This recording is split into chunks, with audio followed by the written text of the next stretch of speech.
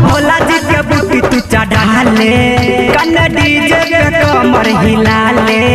बम्मा भोला जी के बूटी तू चढ़ा ले, कन डीजे पे कमर हिला ले। बम्मा बोले बोले गोले गोले लटा कावर पे डोले, लटा गोले गोले दोनों कावर पे डोले, लटा गोले गोले दोनों कावर पे डोले।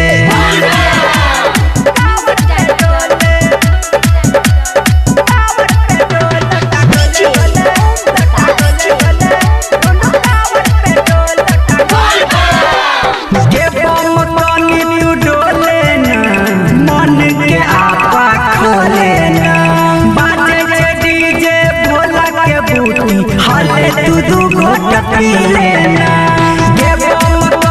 तू डोले ना, मन के आपा खोले ना। बाजे डीजे भोला के बूटी, हले तू दू घोट पी लेना, पी लेना है पी लेना। अब मिल जतो तोरो के पावर, चाहे कंकर डरो आपातर। अब मिल जतो तोरो के पावर, चाहे कंकर पातर। बम्मा बोले बोले गोले गोले लोटा कावर पे डोले, लोटा गोले गोले दोनों कावर पे डोले, लोटा गोले गोले दोनों कावर पे डोले।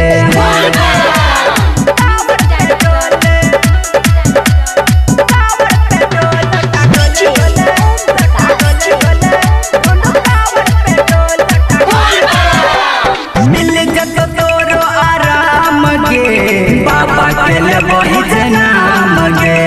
काबर में पावर बढ़ा के चल चल तू सुबह शाम गे।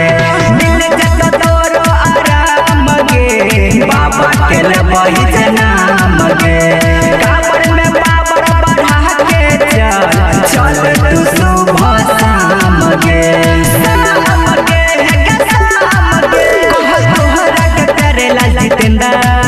जला जला कचो जना के समंदर, कहो तोहरा के करेला जितेंद्र। जला जला कचो जना के समंदर। बामा बोले बोले गोले गोले लटा कावर पे डोले, लटा गोले गोले दोनों कावर पे डोले, लटा गोले गोले दोनों कावर पे डोले।